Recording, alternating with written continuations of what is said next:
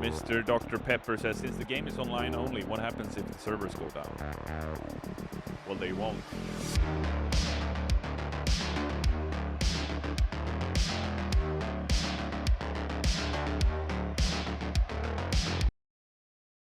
Placing Payday 3, let's go, baby. Well, would you look at that? Let's talk about Payday 3. So, this is a footage I have recorded from the one time I was able to log on during the downtime. Well, not downtime, but like when the servers were down. So, that's the footage you'll be seeing. I don't have a script for this, let's just talk. So, Payday 3.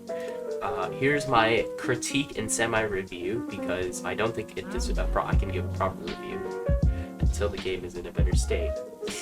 Now, I'm sick. So, Payday 3. Let's start with the good. The gunplay is better. It's not as much of an arcade shooter as Payday 2 is. It's more akin to like Payday the Heist, but it's not as difficult as Payday the Heist. The guns are overall a lot better. So, yeah, that's nice. The first, like, the voice acting's good. The heists are good. Everything's good. Okay, so let's talk about the bad. I've got a lot of bad things. Let's talk about number one, UI. So, the UI is a downgrade.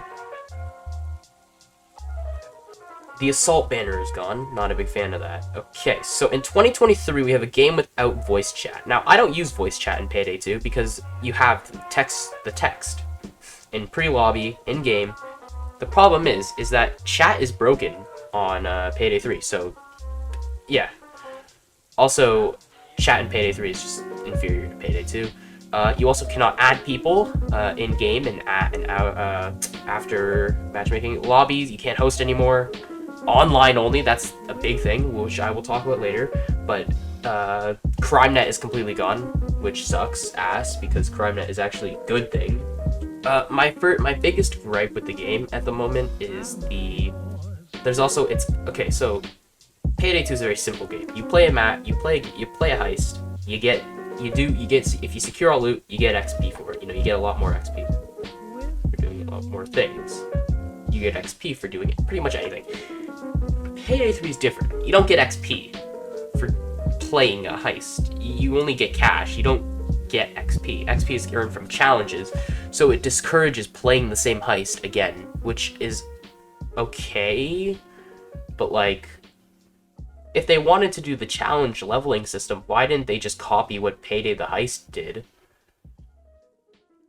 Because Payday the Heist had a thing where if you have the challenges, but you also get cash or XP in that game through just playing the game. Now, you could eliminate XP on completion, and you could do XP by doing objectives, which is what Payday 2 does. Like, Payday 2, you get XP for certain objectives. Like, I believe Big Bank.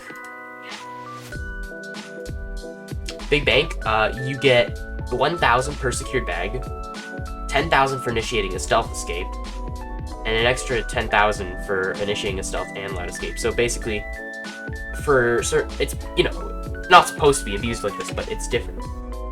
The game feels antisocial. Like, no voice chat. Text chat is just really odd. I don't know how to explain it. Text chat in Payday 2 is good. Probably because you can do it in lobby, you know? And also, okay, pre-planning, that was a major downgrade.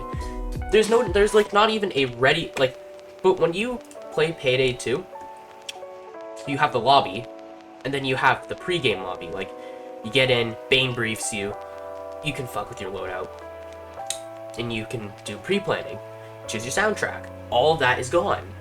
You can't choose your soundtrack, which, you know, Gustavo is good. I like his soundtrack, but I want to be able to, like, you know, mess with them, see which ones I like better. I also want to be able to see other things.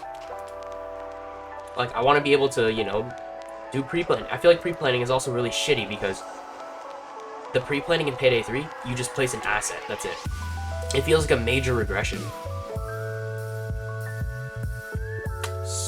So yeah, pre-planning sucks. And you can't also skip the start of the intro loading screens, which is kind of annoying. Matchmaking is also a huge pain in the ass, because the thing with Payday 2 matchmaking was that you just logged on and checked what's available. It's like a buffet. You don't know what you want to eat there, so you go around and look around. Like, oh hey, there's chicken. Let's get some chicken. Like it's a nice, you get to go around, see what you like, and take it. You don't immediately with Payday 3. You basically have to go, what do I want to play right now? You have to actually come up with a choice. Payday 2. It's like there's a selection available, and you just pick and choose. Like, oh hey, there's 3 guys making out Watch Dogs. Let's do that. I think PrimeNet was a better, it made the game unique at least. So that's a huge regression. Now we gotta talk about the big issue with Payday 3. Fucking offline only. The cancerous, not offline. Well, actually, it is offline only, because the game's always offline. The servers are really bad right now, so they can't. They keep going saying that sorry with servers, guys, and then proceed to also say servers are back up only at 4 a.m. in the morning when nobody's playing, so the server load is going to be less difficult. Oh guys, the server works, but only when everybody's sleeping. Everybody on, North America's sleeping, which, kind of, I'll let you figure that one out. I think online only is cancerous because now we can't play the game when those things happen, so that's why online only was so badly, everybody was up in arms when it first was announced, and now we're reaping the consequences of an offline only game where you can't play the game whatsoever. Payday 3 has a bunch of weird choices, regressions that it's regression for the sake of regression. Weapon customization is also a huge regression because you can't see the stats on weapons. They don't want to show you how much damage or how much it's hidden behind sliders. You have numerical values hidden behind sliders for the smooth brains that we are. They changed it in Payday 2 after people were mad. Did they not think that we can handle numbers or something? At the moment, would I recommend anybody buy Payday 3? Even though I think the resounding answer is it's a mostly negative reviewed on Steam because the game isn't playable. I'm playing Payday 2 right now because the game isn't playable. So, with that said, Payday 3, don't buy it. Wait till October 5th. If the October 5th patch cooks, then we're fine. But the game won't bounce back because people aren't going to change their reviews after this. Not everybody's gonna go, wow, the game's playable now. Let's change our review because, the game's better. Do I want to see this game become Cyberpunk, where Cyberpunk was the worst game ever and then had a huge resurgence?